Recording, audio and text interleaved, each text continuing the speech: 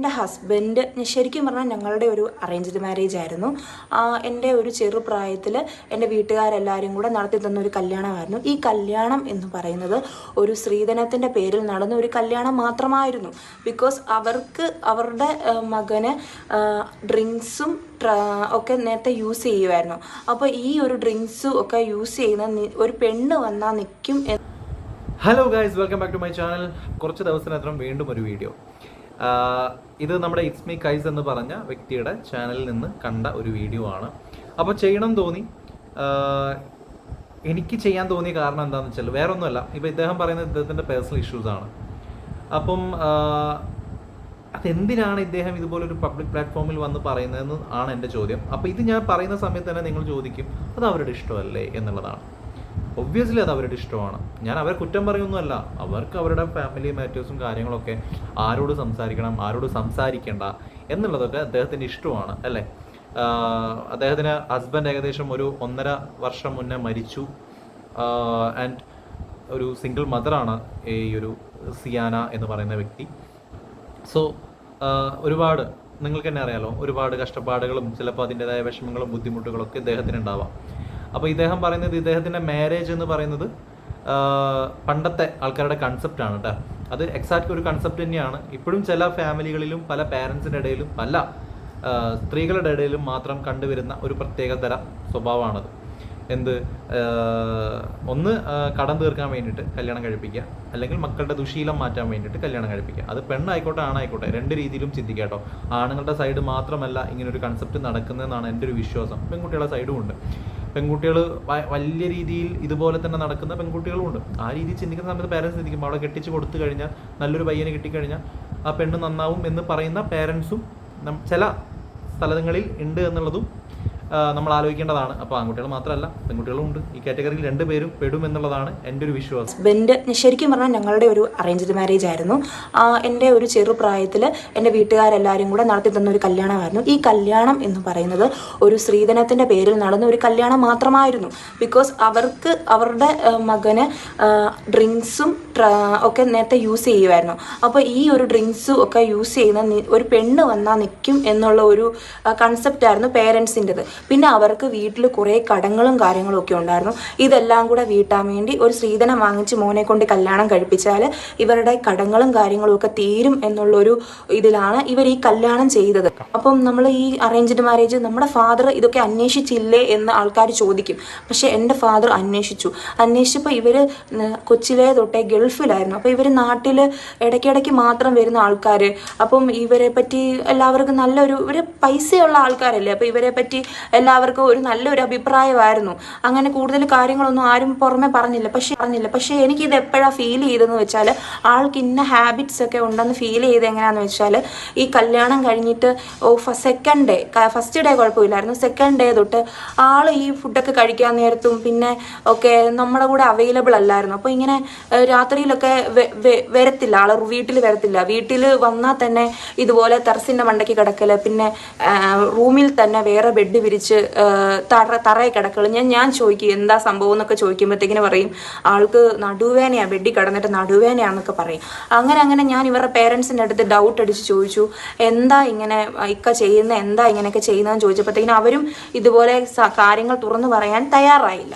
അങ്ങനെ ഞാൻ പുറത്തുള്ള ആൾക്കാരിൽ നിന്ന് അറിയാൻ തുടങ്ങി, ആൾക്ക് ഈ ആൽക്കഹോളിൻ്റെ ഉപയോഗം നേരത്തെ തൊട്ടേ ഉണ്ട്.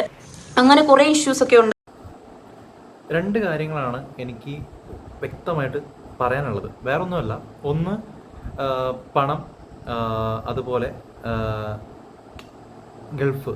ഇത് രണ്ടും പണ്ടത്തെ കാഴ്ചപ്പാടിൽ ഒരു പെൺകുട്ടിയെ കല്യാണം കഴിപ്പിച്ച് കൊടുക്കാനുള്ള ഒരു പ്രധാനപ്പെട്ട കാര്യമാണ്, പ്രത്യേകിച്ച് പേരൻസിന്.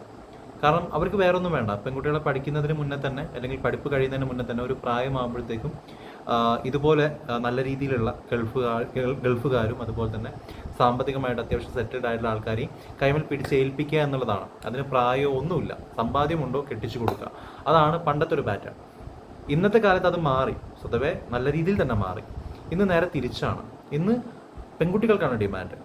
ഇന്ന് ആൺകുട്ടികൾക്ക് ഗവൺമെൻറ് ജോലി വേണം, അല്ലെങ്കിൽ ഡോക്ടർ, അല്ലെങ്കിൽ അത്യാവശ്യം നല്ല രീതിയിലുള്ള സാലറി വാങ്ങുന്ന ആൺകുട്ടിയായിരിക്കണം, അല്ലെങ്കിൽ അത്യാവശ്യം നല്ല ഗ്ലാമർ ആയിരിക്കുന്ന ആൺകുട്ടികളായിരിക്കണം.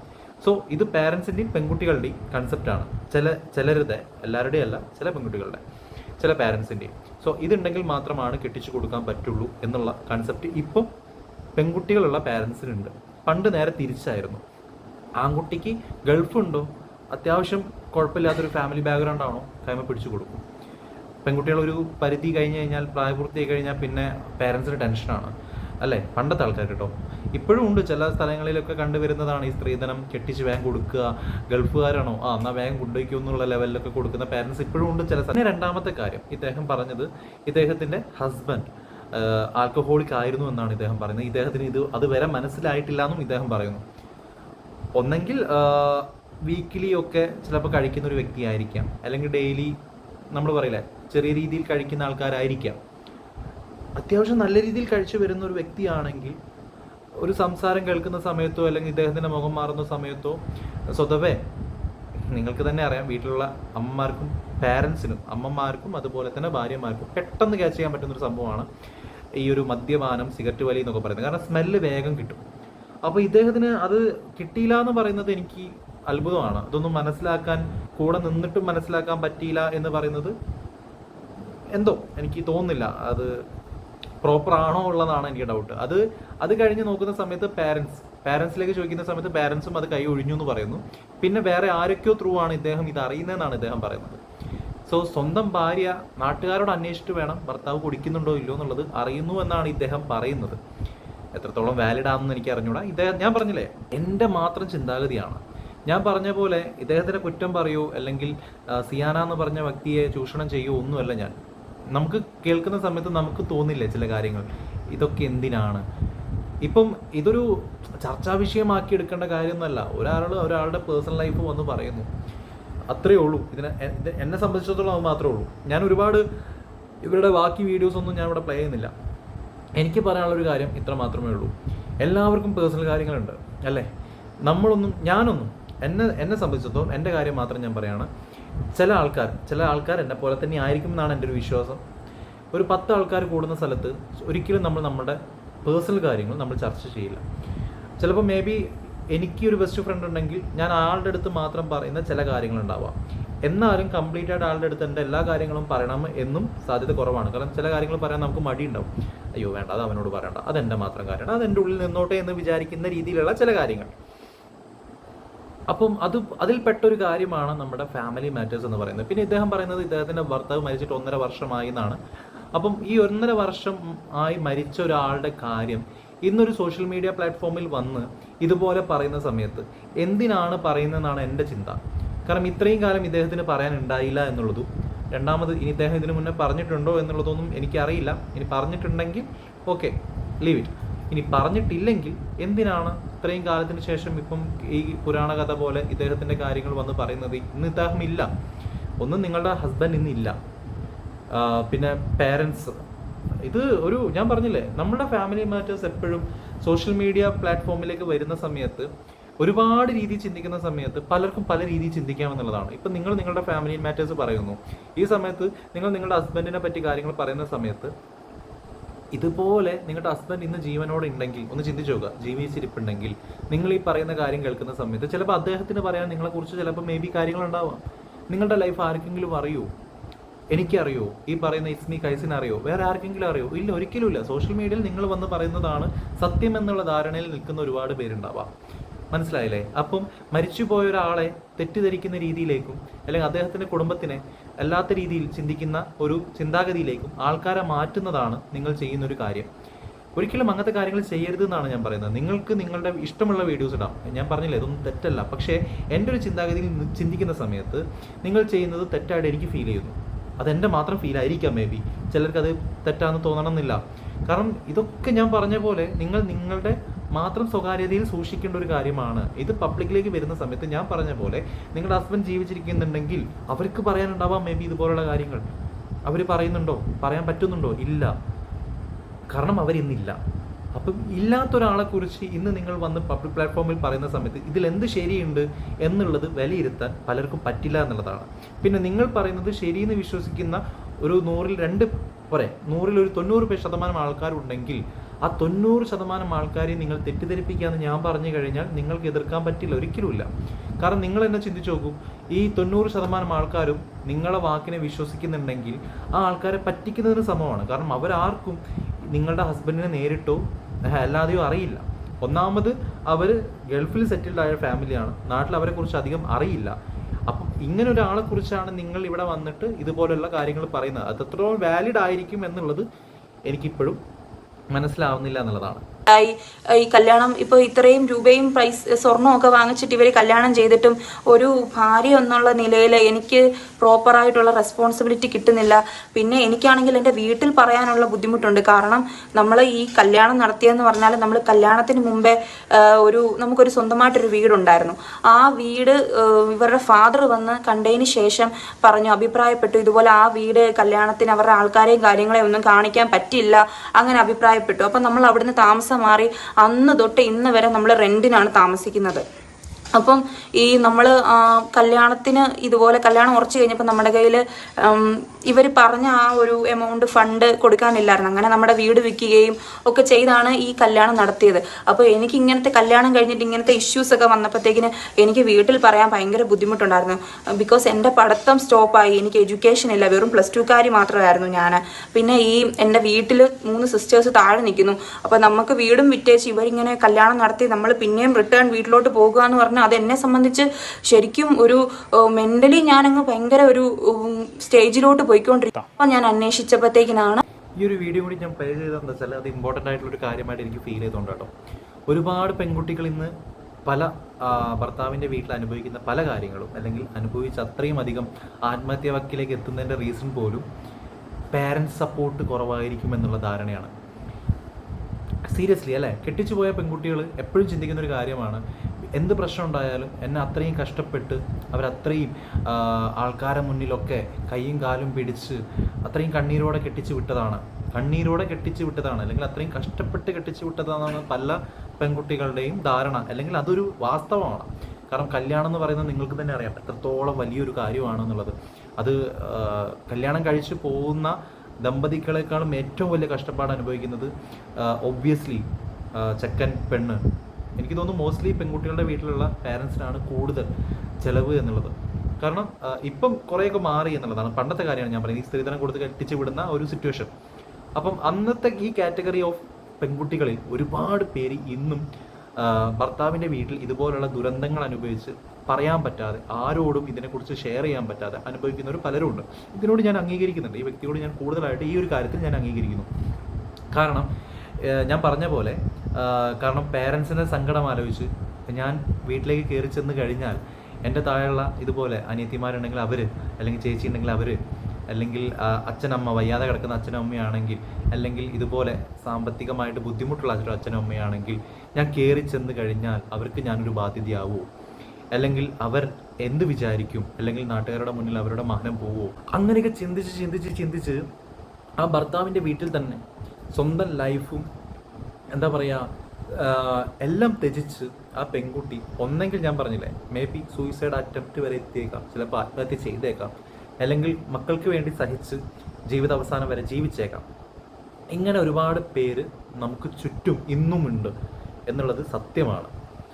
അത് എനിക്കൊരിക്കലും എന്താ പറയുക അത് പറഞ്ഞത് ശരിയായില്ല എന്ന് എനിക്ക് പറയാൻ തോന്നിയിട്ടില്ല. കാരണം അത് വാസ്തവമാണ്.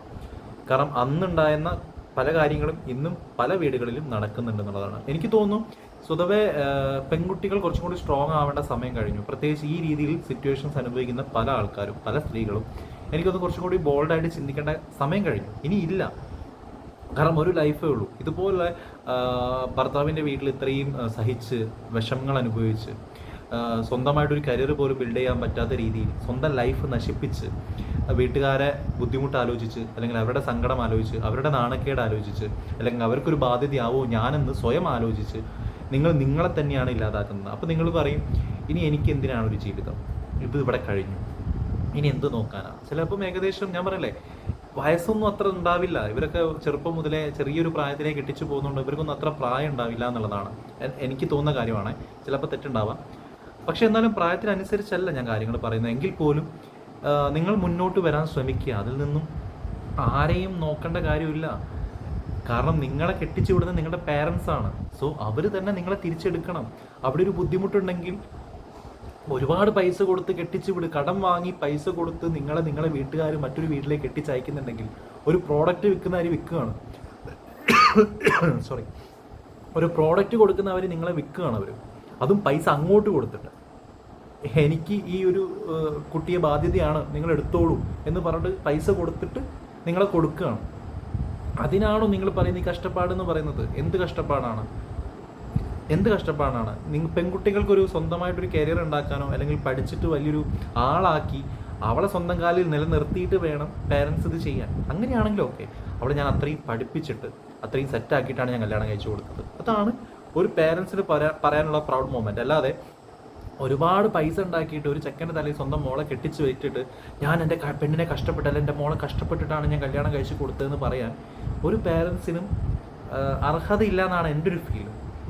ശരിക്കും എനിക്ക് അങ്ങനെയാണ് തോന്നുന്നത്. സോ ഇങ്ങനൊരു സിറ്റുവേഷൻ വരുന്ന സമയത്ത് നിങ്ങളുടെ വീട്ടിൽ തന്നെ കയറി ചെല്ലുക.